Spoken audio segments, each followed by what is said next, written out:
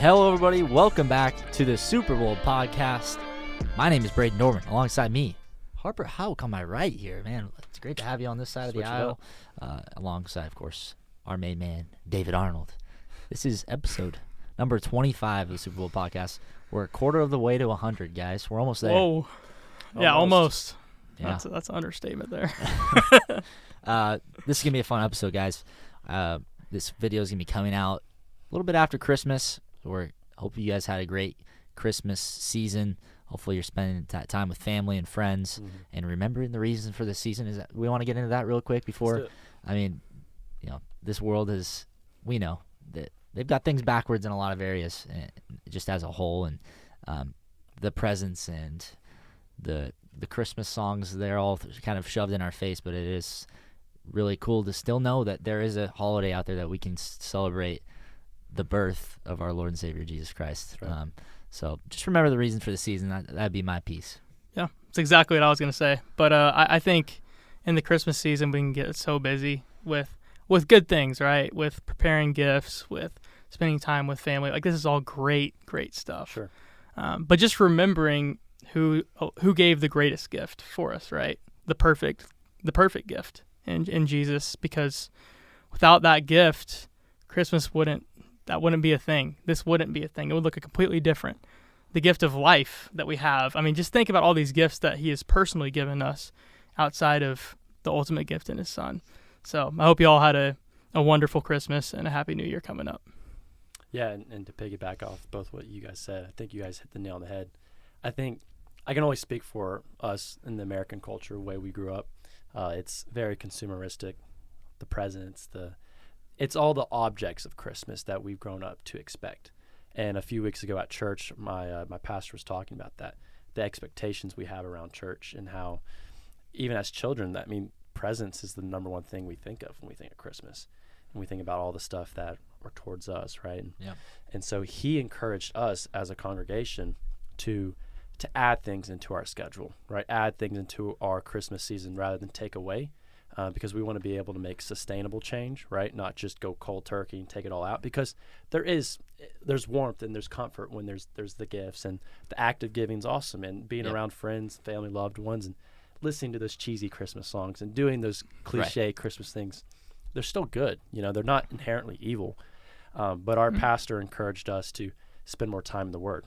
Go through Luke, go through every chapter of Luke during the Christmas season, or spend more time on your hands and knees, spend more time in prayer, spend more time doing things that are good for your spirit. That was my biggest takeaway, and something that I'm going to be intentional about. So, love it. Yeah. So hopefully you guys are having a happy holidays.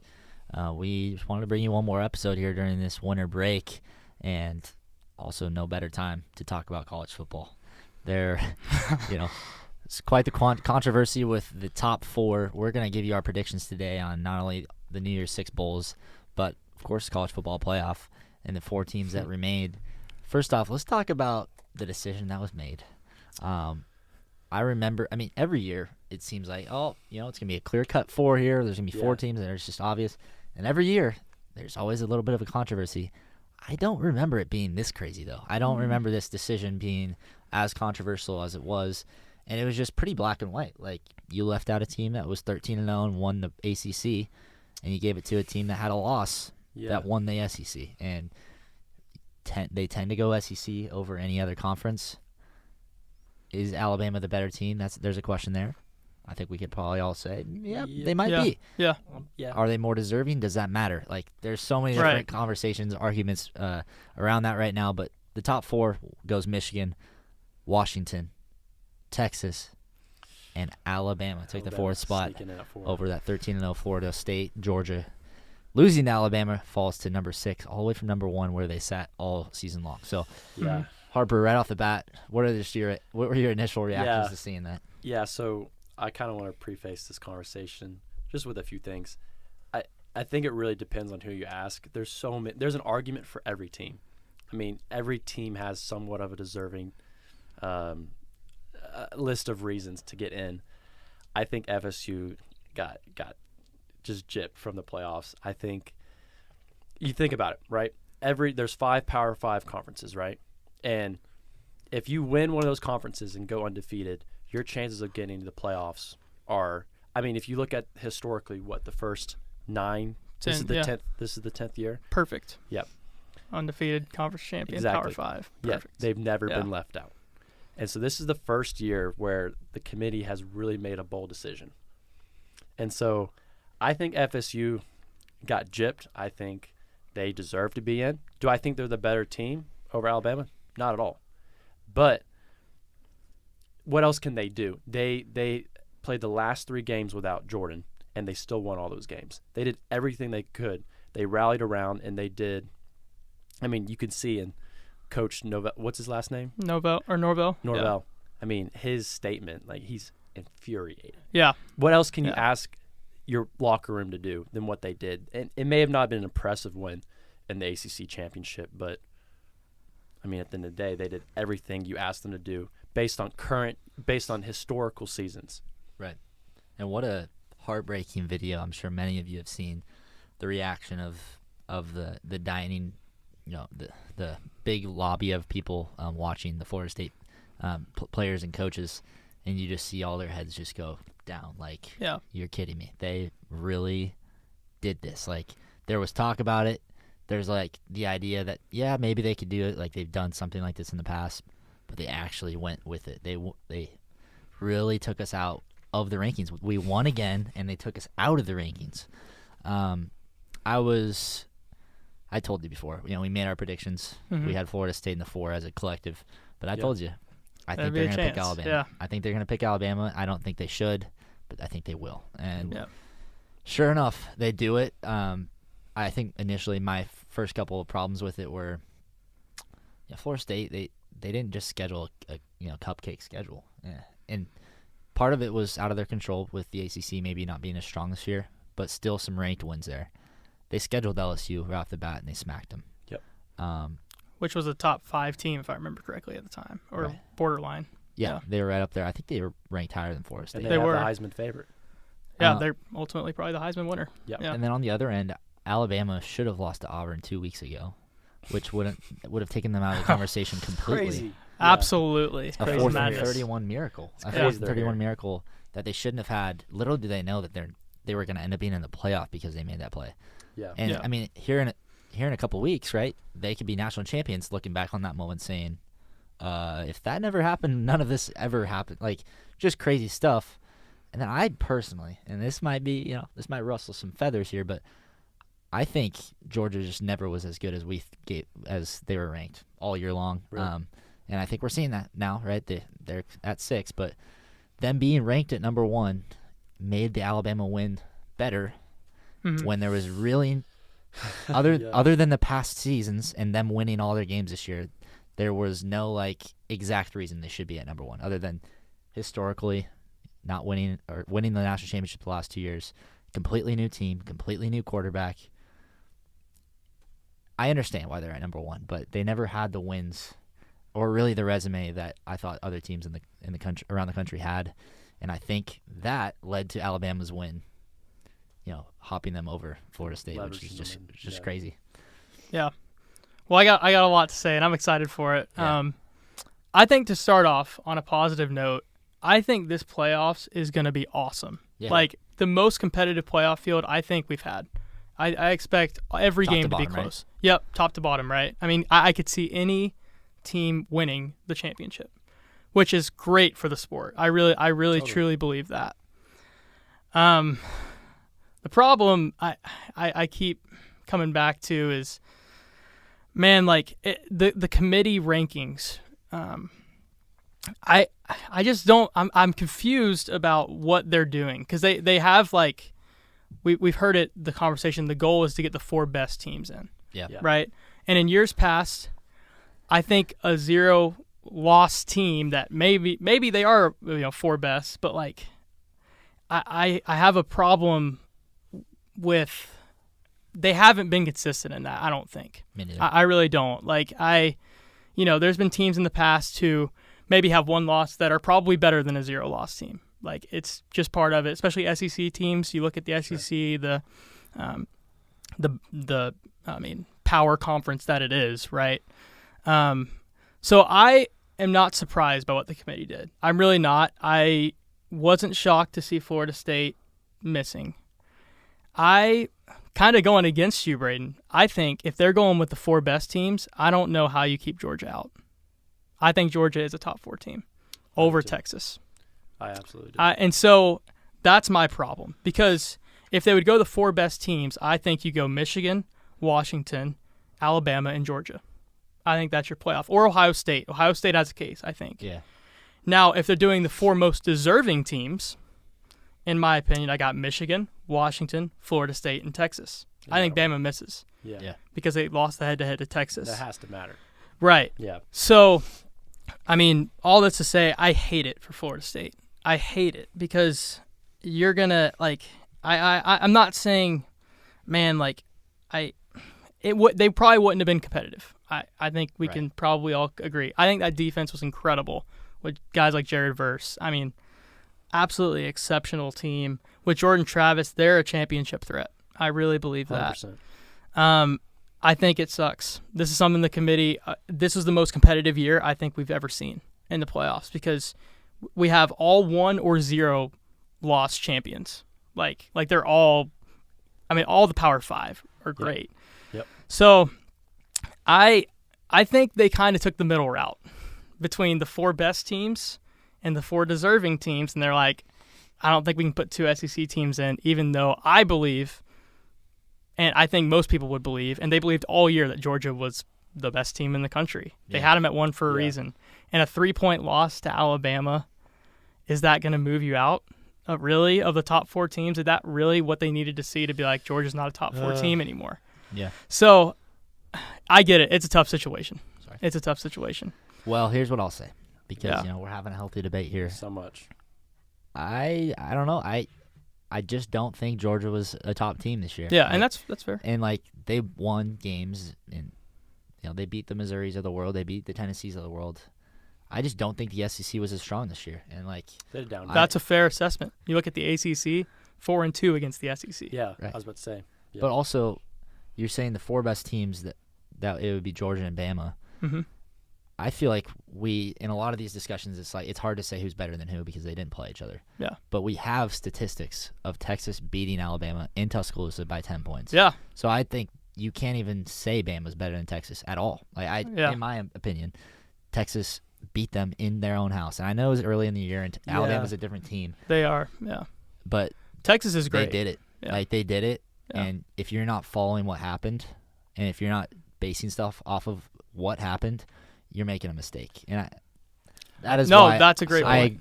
I figured Texas was going to be in, and in my opinion, there was no way Bama was going to be in if Texas wasn't. Yep.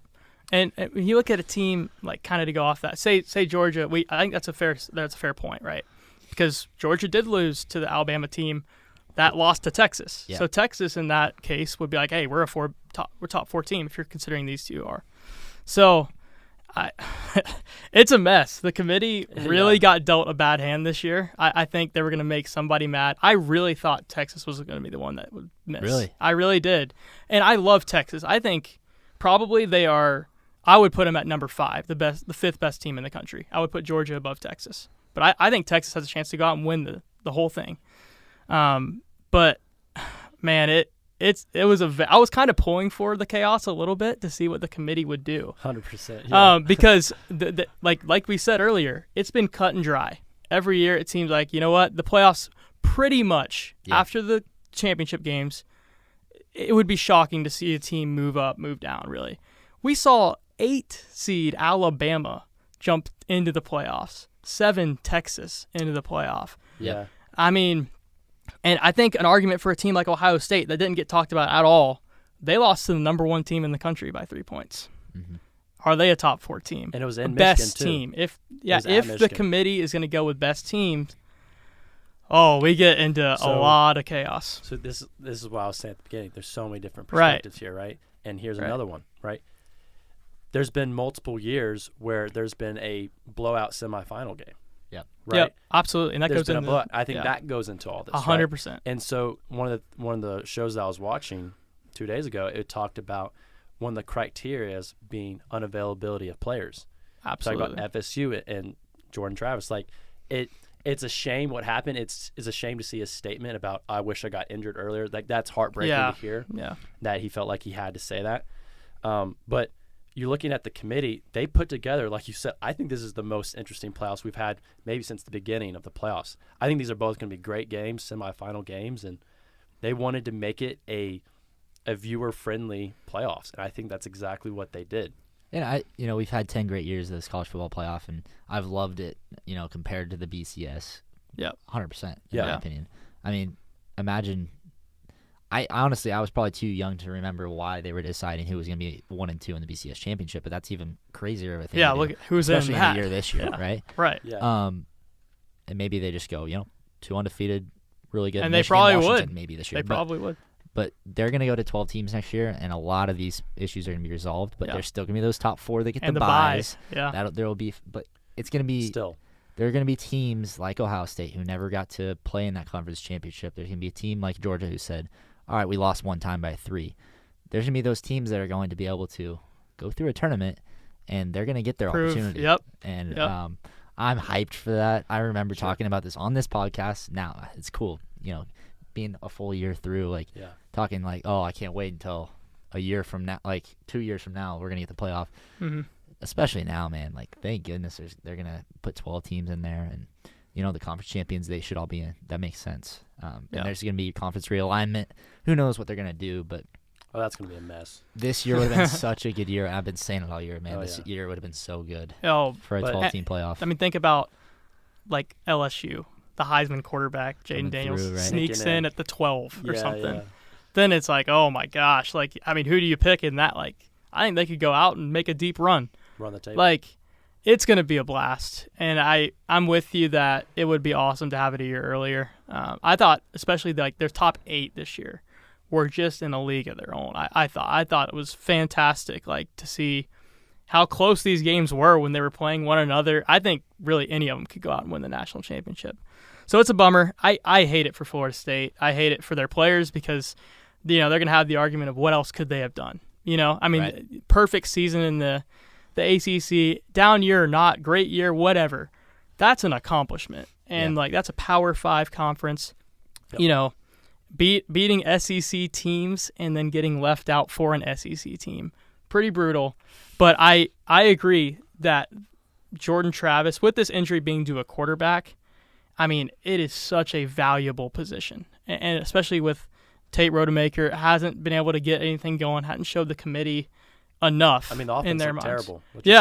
Flat out looked terrible. Brock Glenn. I mean, none of the two look like the answer. And so I do think it wouldn't have been great. Fans would have been mad if Florida State got in. But at the same time, it's like a doomsday scenario for the committee, right? Does FSU get in if they score 30? That's ACC championship. It's interesting because in my mind, I think they should have already got a chance. I really do. Did they have to prove themselves? But yeah, I think so. I think it's. I think that's a fair discussion. If they go out and drop, 38 to 10, beat Louisville, and the third string quarterback looks great, Brock Glenn, then I think we're sitting here with a different discussion. And I think, I do think it's hard though because the 5 seed is so good, and Alabama and no SEC. Could you imagine a playoff without the SEC? It just means more. Yeah, I think that literally goes to show. One thing I was going to say though is that take all 5 Power 5 conferences. Say there's one team that goes undefeated, is conference champion. You have to leave one out. So at the end of the day, there's going to be a team that it's inevitable that one team is going to get left out, that a deserving team is going to get left out. And this year it just happened to be an undefeated one. Yeah. It's tough. But hey. And it does go to show, history means something. There's a reason Michigan was ranked high at the start of the year. There's a reason Georgia was ranked high at the start of the year. And if they win, you can't move them. You can't move them. Florida State, they were in the top 4 all year. They moved them.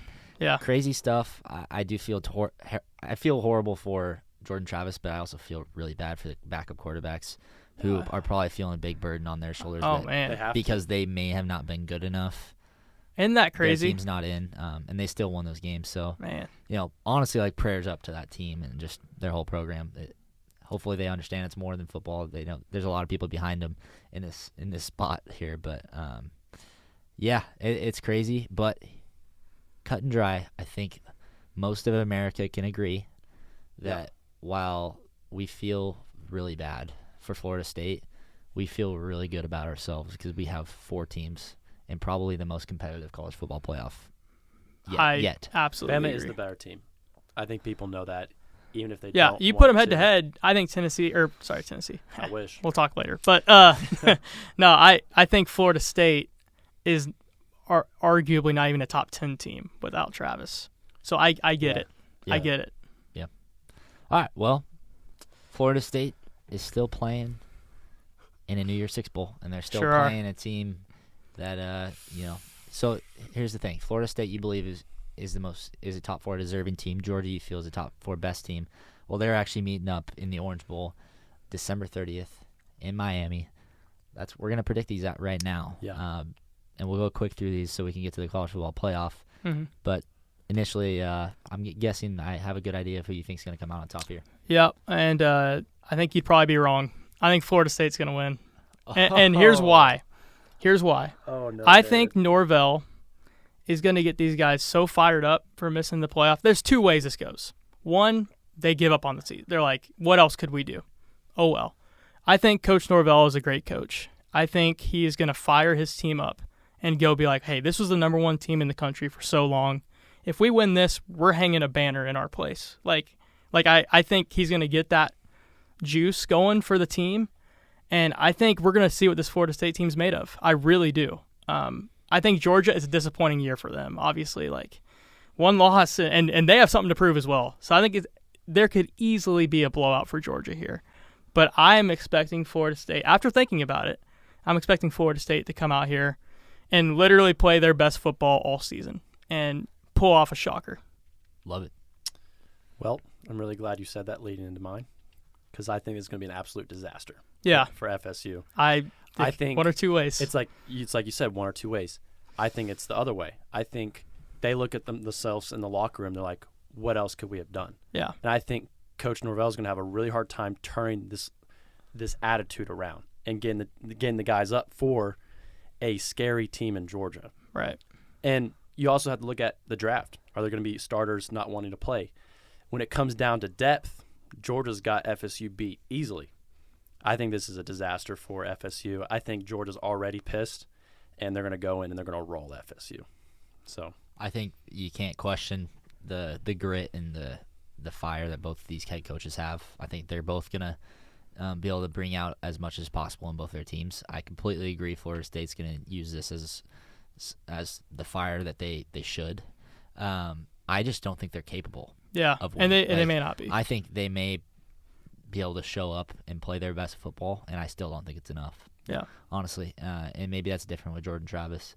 But right. I think I'm going to go Georgia here. even with Travis, I'm taking the Dogs. Yeah, and I don't blame you, but we'll see. We'll see what this Florida State team's made of. I'm very curious about this game, and for Georgia, both ways. I think that's clearly we're going to be one of the top New Year's Six Bowls games.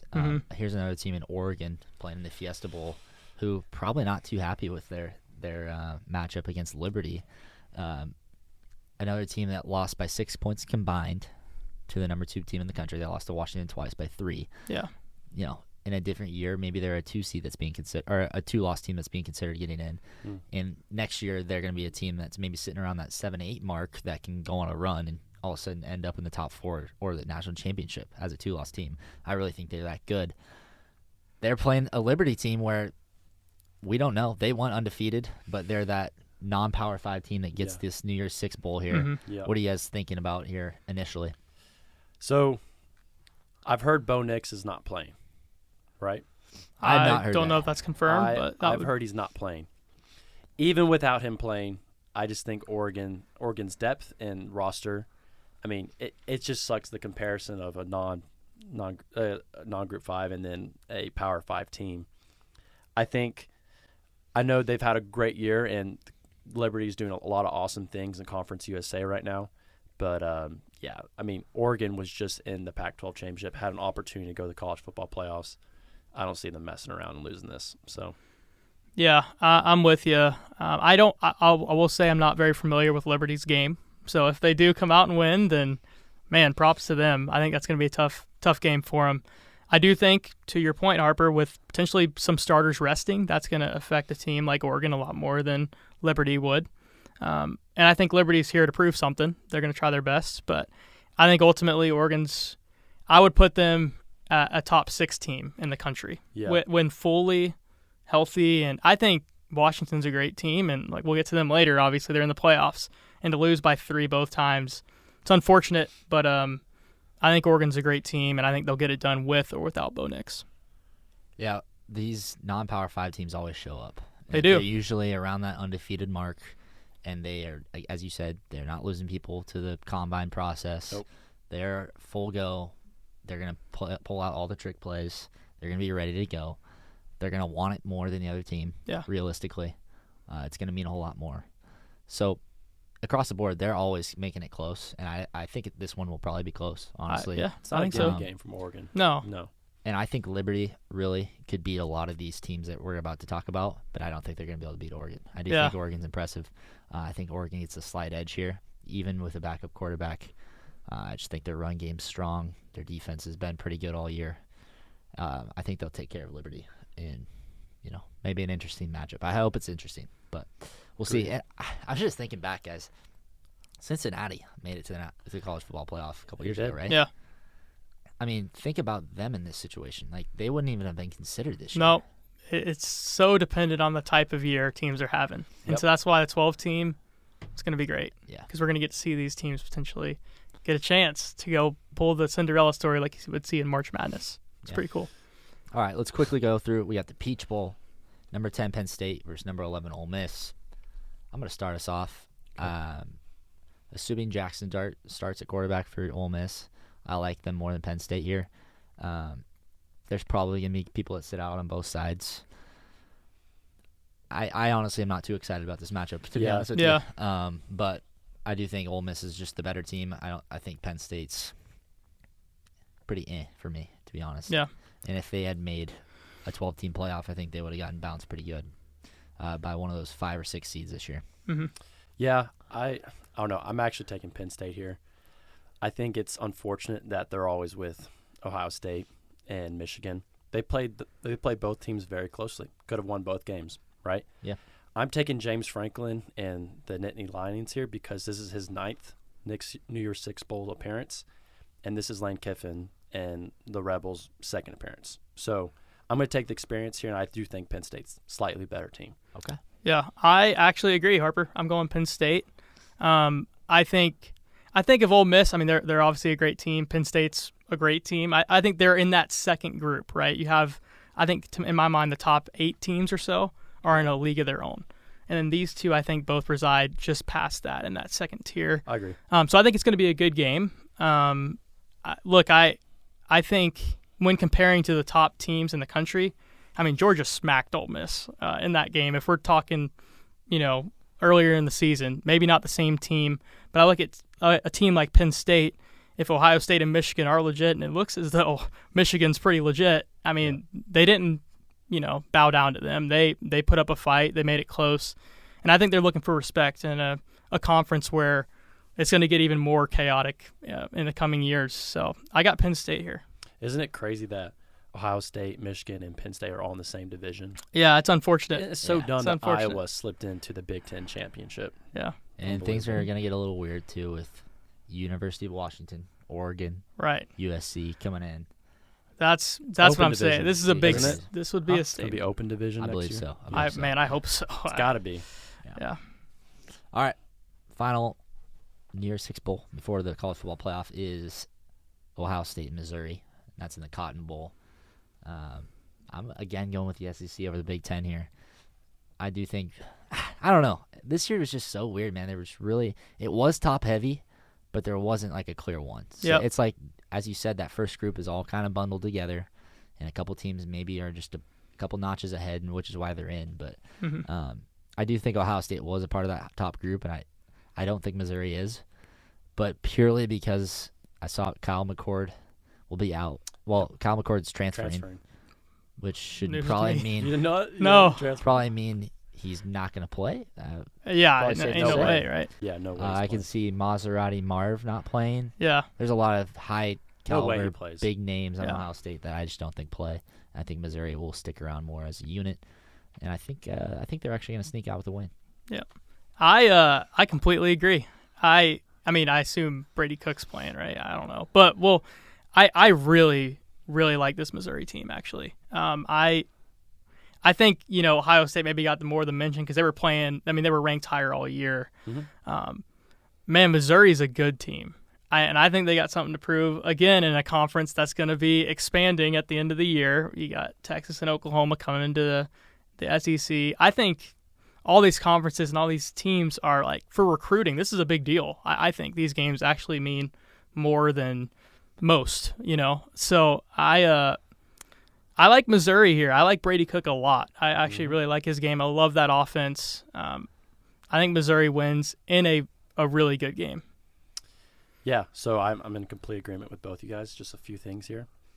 As an SEC East fan in Tennessee, I don't like any of the SEC East opponents. Missouri is one of them, but they gained my respect this year. They had an awesome year.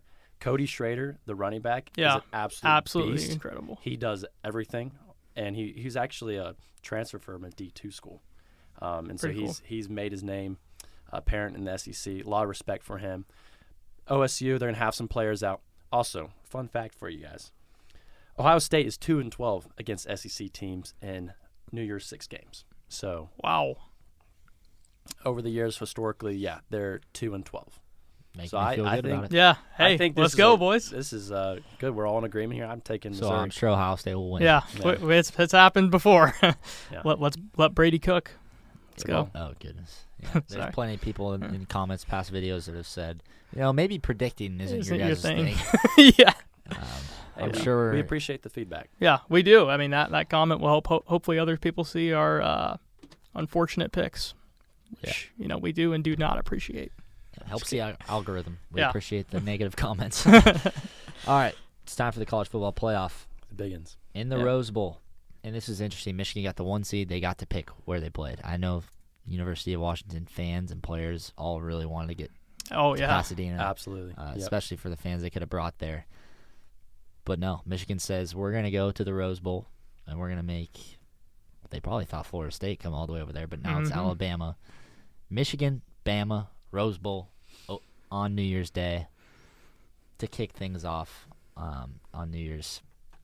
It's going to be a great game. I really do think both games are going to be close. I'll start us off here. I think Alabama's going to win. And it's pretty interesting to see. You can see there's videos of the reaction from the Michigan dining hall as well. Complete shock and then silence. Yep. When Alabama's selected. Like, oh, shoot. Yeah. We got to play Bama. And I think that speaks to, the committee, if they really needed the 4 best teams, at least Absolutely. at least they're playing a team that they're probably going to be like, okay, this is a favorable, this is Sure. a opponent, a suitable Yes. opponent here. Yes. I do think Bama comes out with a close one. I still think Michigan's very one-dimensional. Milroe has impressed me a lot recently. Yep. Milroe's very dangerous with his own feet. I've just seen more from them recently. I know Michigan knocked off Ohio State. They just kind of have the upper hand there, but Michigan looked pretty good last year too, and they couldn't beat TCU. So I do think Bama wins in a classic at the Rose Bowl. I'm in total agreement. I was actually going to keep my piece very short. I was just going to talk about their watch party reaction. That's all you need to know. That Bama is already in their head. That's real estate right there. There's just a name. There's a brand that comes with the Crimson Tide, and I don't. There's no one that dislikes Bama more than me. I've seen them beat us every year as a Tennessee Volunteer fan, but you have to respect Saban and the Crimson Tide. That they're going to come in, and I think they're going to take care of business. I don't even think this is going to be close. Okay. I also have Alabama. That's Ugh. crazy. Over the 1 seed Michigan, they're going to get overlooked here a lot, and it's understandable. But listen, I love Milroe. I'm absolutely a huge fan because if you want to talk about someone who's faced adversity, think about how he started his career off. I mean, big red flags of being like, man, Alabama's in trouble. Alabama is in trouble this year. And I was a believer in that as well, that I didn't think Alabama was going to be able to come back from the start, and they couldn't find the pieces. I mean, Milroe gets benched to start the year, comes back in the game, later on, and he has played phenomenal football. Yep. I mean, I think, you take out the beginning of the season, I think he's in the running for the Heisman. Like, he probably wouldn't win it, but he's had a fantastic last few weeks. I think it's a lot about momentum in college football. I will say, I think Saban's going to take that luck on his side, and run with it. Yeah, I think They're hot right now. I mean, They're hot. when teams just have it going, they usually keep it going. And so I think Alabama, in a very close game, unlike you, I think it's going to be probably a 31-28 kind of game. But Alabama gets it done. And isn't that funny to say? You got to ride the hot hand. Michigan fans are like, undefeated. we haven't lost yet. Right. What are you talking about? There's that added layer, and I think we can all feel it. And yes, like, you think Nick Saban's not going to take advantage of this? Yeah. You put us here, we're gonna make you pay for it. And one more quick piece, like, did you guys see Saban's reaction after beating Georgia? Like, the emotion. I don't know if you guys watched the end of the game in his press conference. You could tell this team means so much to him.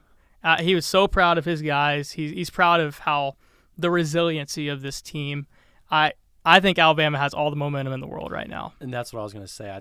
The last few years, you've seen Saban become a little more reserved in his emotional responses, and you kind of saw that ignite again. Yeah. And I'm just, they're rolling right now, man. I know they had that miraculous win against Auburn, but it's still a win.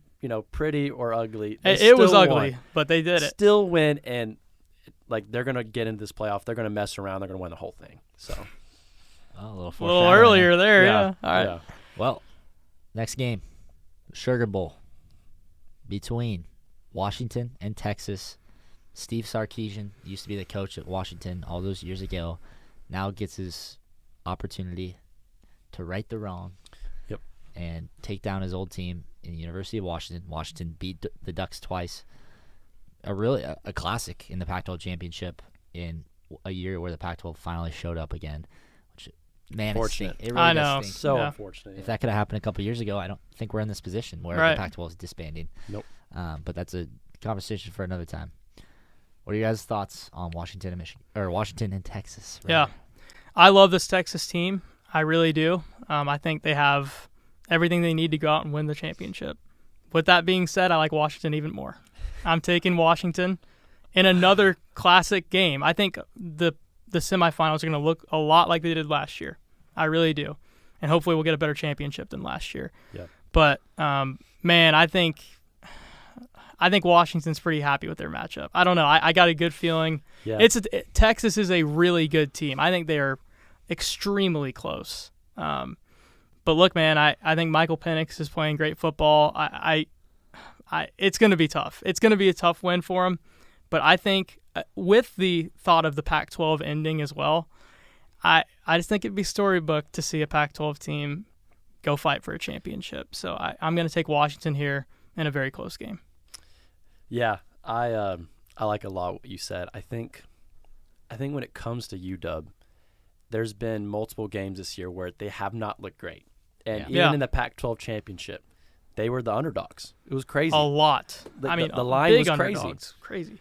And whether it's pretty or ugly, I'll say it again. They know how to win games when it matters. Even with the Wazoo game, that was insane that it came down to that close at the end of the season, rivalry week.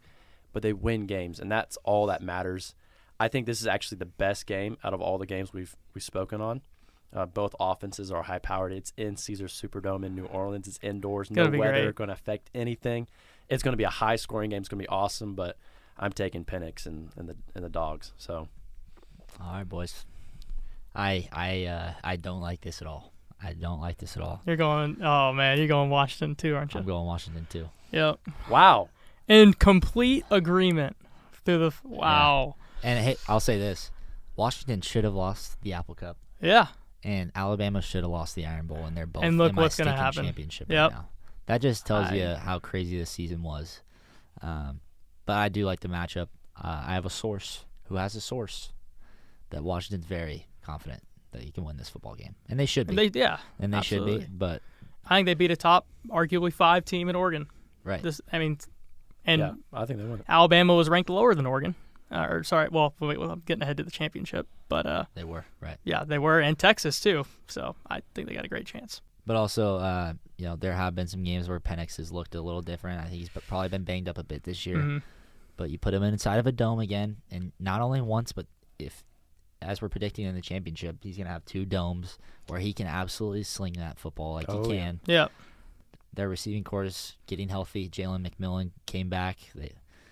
Fans had written him off. He used to be their wide receiver 1. Odunze's taken over this year. Odunze's McMillan fantastic. just ripped off 9 catches for 150 yards in the Pac-12 championship.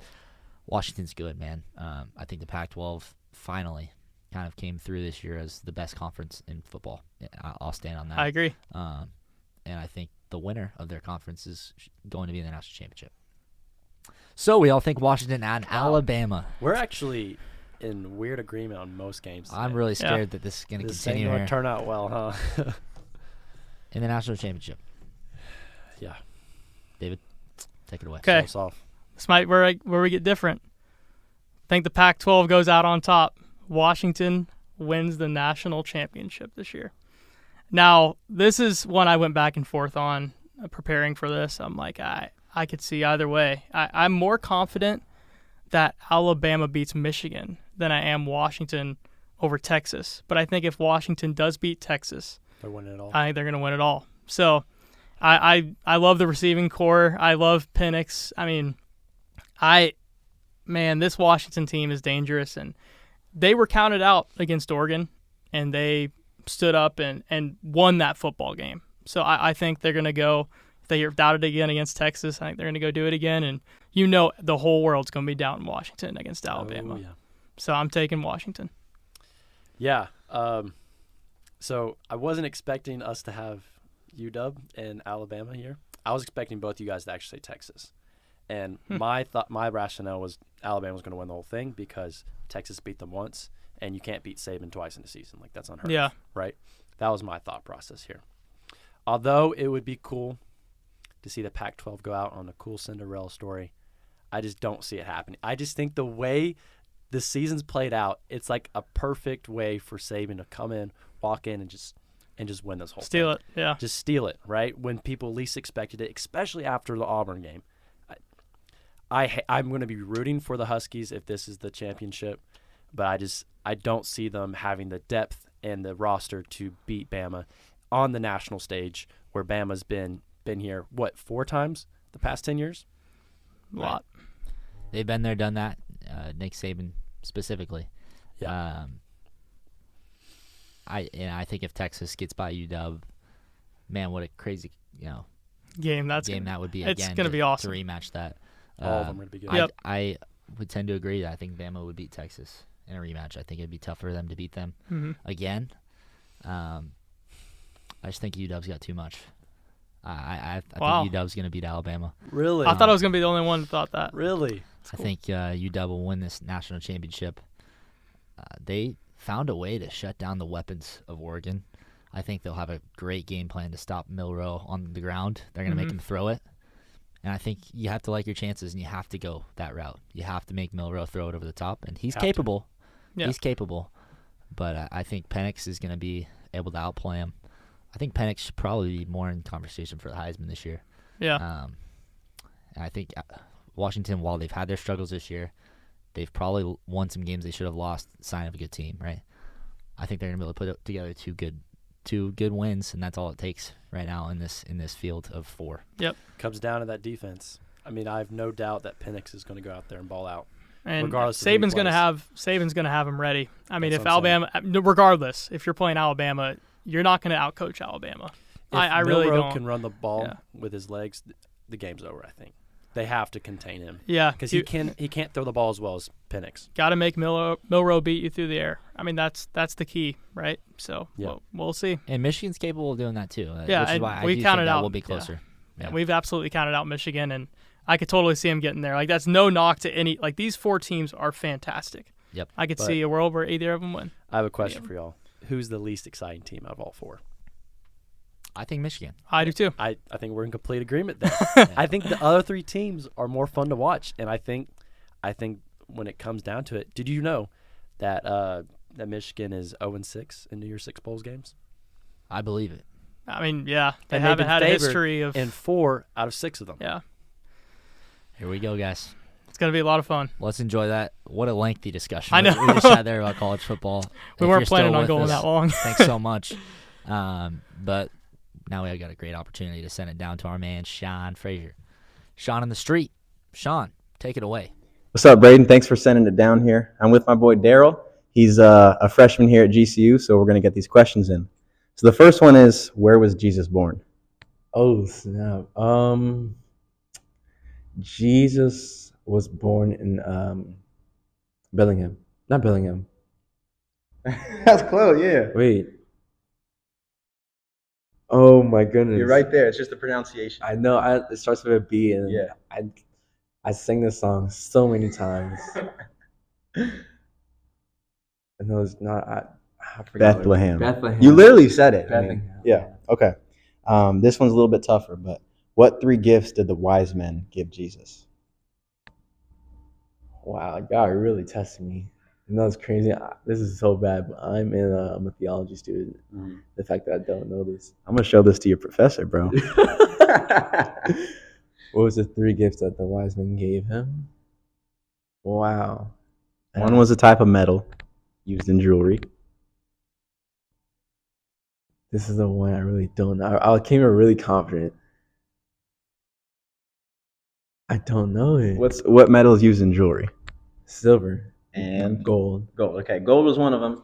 The other one was frankincense, and the third one was myrrh. So there's just 2 like incenses Wow. used in like special I occasions. actually never knew that. Yeah, it's in the Gospels, man. I didn't know it either. To be completely honest, I didn't know it really until like today. So Wow. we were going for the hard ones. Okay. That was a hard one. I was not expecting that one. Yeah. Now the next 2 are just open-ended questions, so answer however you want. What does Christmas mean to you? Christmas to me means a time just to be with your family and really just praise God as well doing it, and really just you being with your family, loving your family, and praising God while you're doing it, and acknowledging why God is here for us and God's birth and all those things.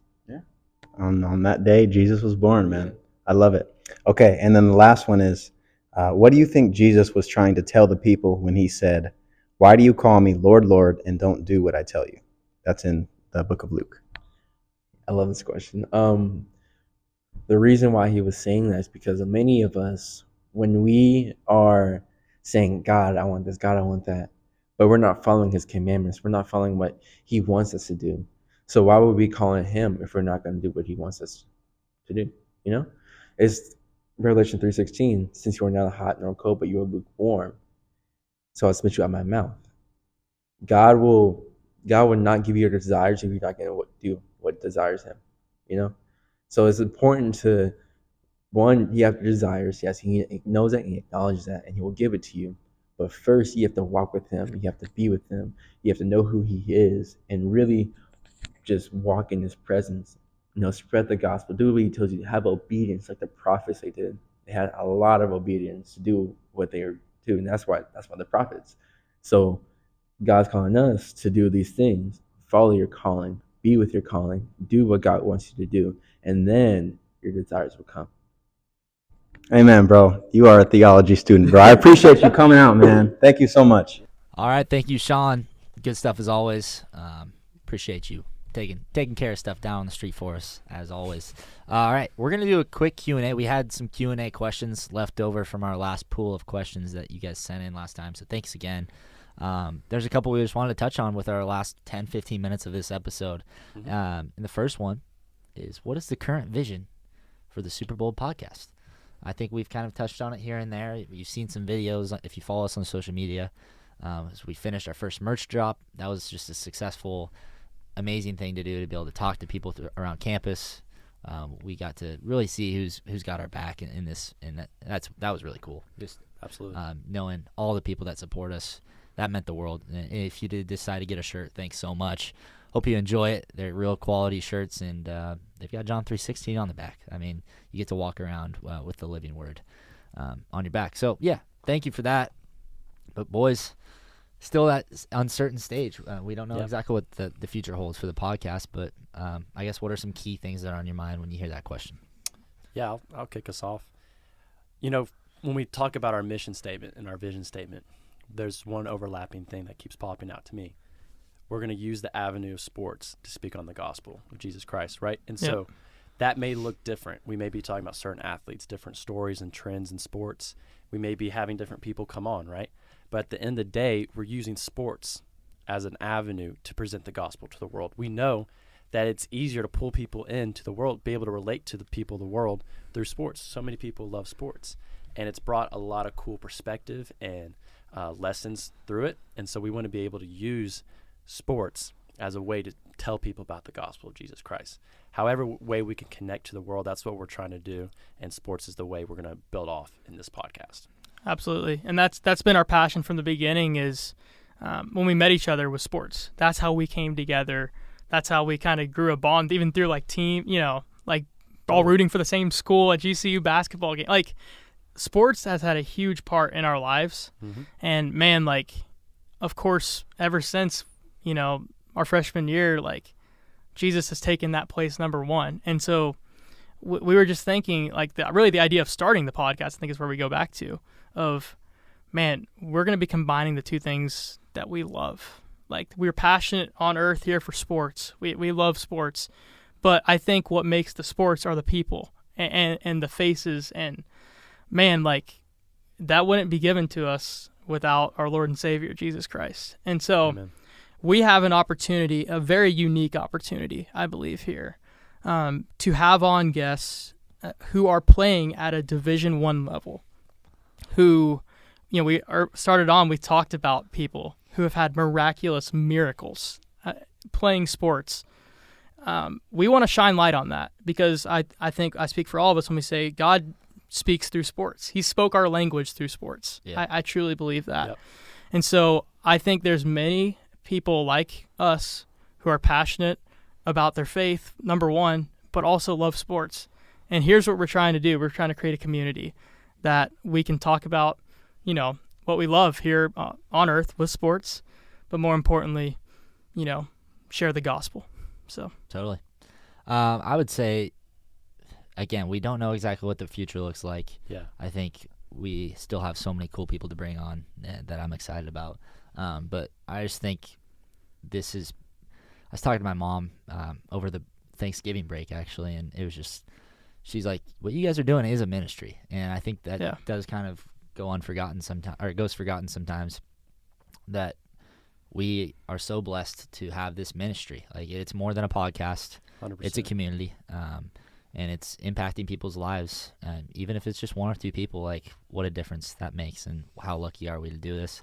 Mm-hmm. So I think, we are, from the beginning, the three of us specifically have done what God has wanted us to do. It's been very prayer-based. It has been very, very Spirit-led. Intentional, very Spirit-led. Yeah, it's been our goal. Yeah, absolutely. And that's not going to change. So we probably honestly don't know exactly what the next year looks like, but I think we have a good idea that if we're supposed to be doing this, we will, and it's going to be really cool.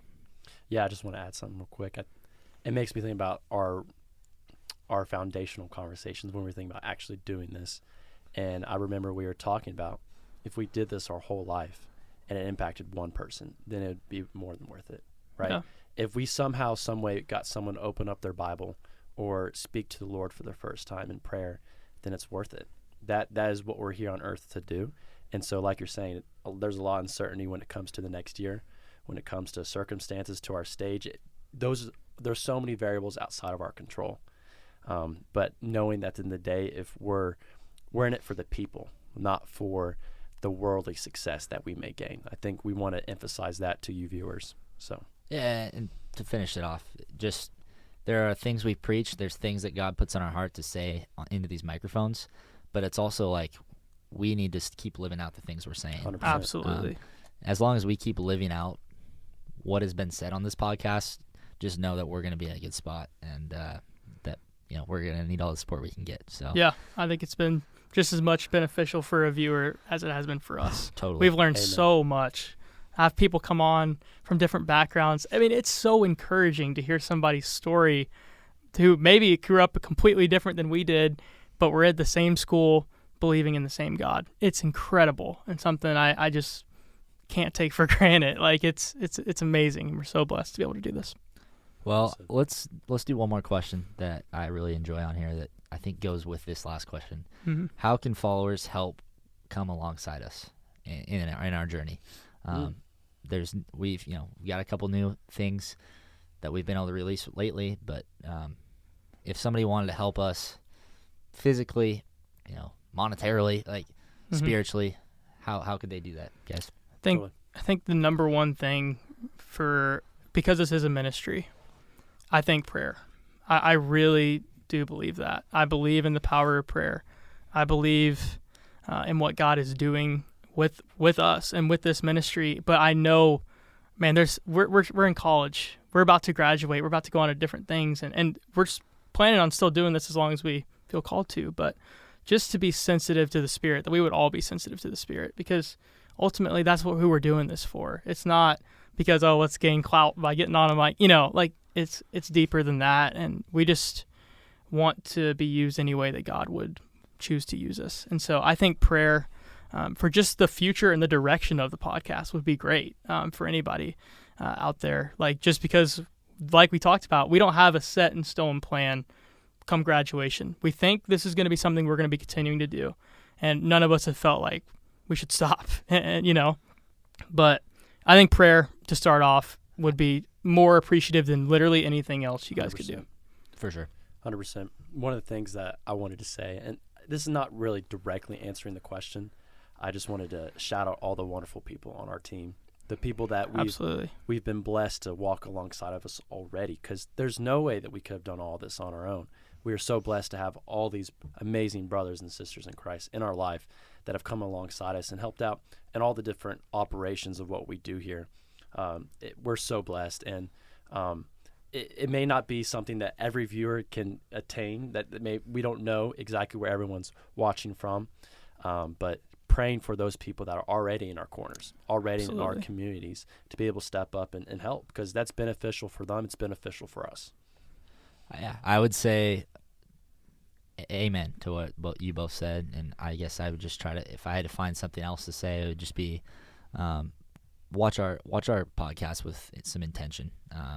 Don't watch it to watch it. I would say, what can you find from it? Treat it like a church service. Break out your Bible while you're watching. Follow along when we go to verses, and like, if you really do feel in your stirring up inside of you that you need help, I think God will make that an apparent way to do so. I think there are ways that we made it accessible. Maybe we'll have more merch in the future where you can help us out that way. Maybe you know us personally and you feel like there's something we could do to help to keep growing this great thing that the Lord has given us. Let us know. This is just it's an up and coming ministry. It's so new. We're still not only spiritual babies, but we're also toddlers in this podcast industry, right? We don't know what we're doing. Social media industry, absolutely, yeah. Not tech savvy, as some would say. Yep. So we'll take the suggestions, we'll take the ideas, we'll take any help and offers that anybody would ever have, and most importantly, yes, it's prayer. That absolutely the three of us and the people that are now involved with us, because it's so much more than the three of us at this point. Yeah. That they all find the reason for this, the purpose behind it, and that it does have good intentions. Yeah. And I think another piece that, so you guys can get to know a little bit more of even our guests and past people that we've had on, go to our website, superboldco.com. That's kind of our new hub. We released that when we released the merchandise, and it's pretty cool because you guys are going to get to see a little bit more about who we've had on, the direction we're going, and who knows how we're going to use that moving forward, but I know we're going to have a lot of stuff stored there. So feel free to check that out if you want to learn more about who we are and where we're going. Yep, and there will be links back to our YouTube. So, yeah, you'll be able to read a bio on each of our past guests. Yep. Kind of understand their story, be past all the amazing stuff they've said on this podcast. There's also links to resources. There's a free Bible on there. There's a number you can text if you need prayer. We are here for you guys, and this is step by step. This is just another small step in the journey to helping more people. That's really our biggest goal. So, yeah, with that being said, check out our website. Thank you for all the past support. Thank you for the prayer that we know we're receiving, because there is just no way all the things we've been able to do are possible on our own 3 shoulders. So, yeah. Anything else before we wrap this one up? Good here. We love y'all. That's Absolutely. it. Yeah. All right. Well, there's your college football filled and Q&A. Hope you like college football today. Yeah. Got a mouthful, yeah. Yeah. All right. That's going to be it. Thank you guys so much for watching. We'll see you next time.